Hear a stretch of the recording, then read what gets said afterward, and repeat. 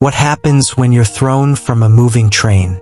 When your body is broken and your dreams shattered. Most people give up. But Arunima Sinha? She climbed the tallest mountain on earth with one leg and limitless courage.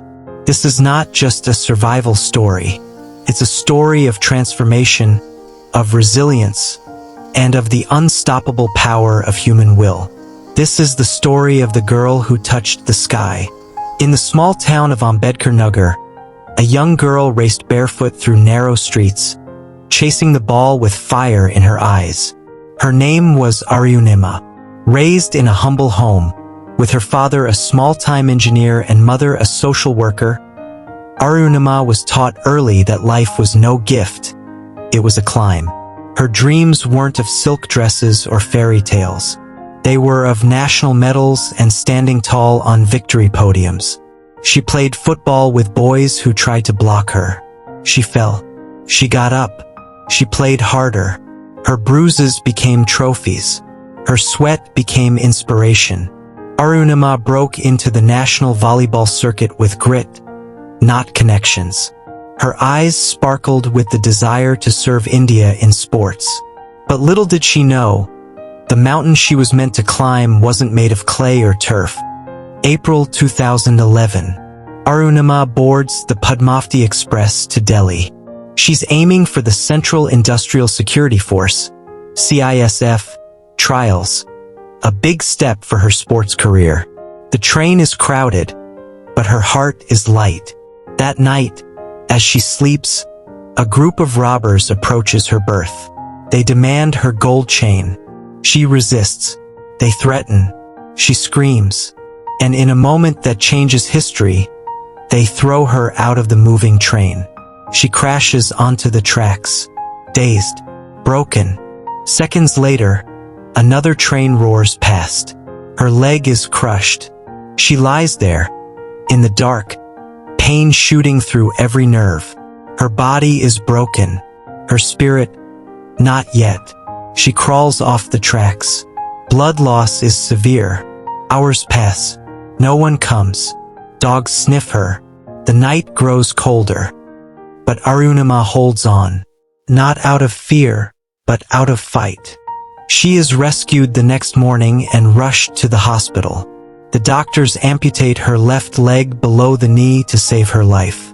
She wakes up to a world that's forever changed. Her leg is gone. Her sports career seems over. Her dreams, crushed, or so the world thinks. To add salt to her wounds, the media questions her story. Was she trying to commit suicide? Was she even on that train? Arunima, in pain and stitches, is forced to fight not just for her life but for her truth. But here's what no one saw. A fire quietly building inside her. The day after her amputation, she tells her brother, "I will climb Mount Everest." He laughs. Her mother cries, "But Arunima? She's dead serious. Mount Everest, the tallest point on Earth." For a girl who had never climbed a hill, who had just lost a leg, it sounded insane. But Arunima wasn't looking for safety. She was looking for purpose. She writes a letter to Bikendri Pal, India's first woman to summit Everest. Bikendri invites her to Uttarkashi. That's where the second part of her life begins. At the Nehru Institute of Mountaineering, Arunima trains with mountaineers, soldiers, and athletes. She struggles to walk, let alone climb. Her prosthetic leg causes wounds. She falls. She bleeds. She cries. But she never quits. Her training is brutal. From walking with crutches to climbing with ropes, Arunima transforms pain into fuel. She scales smaller peaks.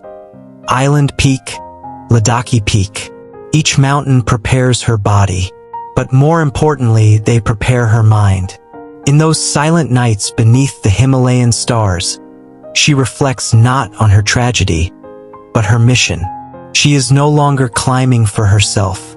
She's climbing for every girl told she isn't strong enough. For every amputee told they're less. For every voice silenced by circumstance. Arunima joins a team bound for Everest. The journey begins at base camp, 17,598 feet above sea level. Her heart races with both fear and fire. They cross icefalls that claim lives, crevasses where silence screams, winds that slap the skin like knives. Every day is a battle. Her stump bleeds in the cold. Her oxygen runs low. But she remembers the train tracks. That night, that pain. Compared to that, this mountain is nothing. She keeps climbing.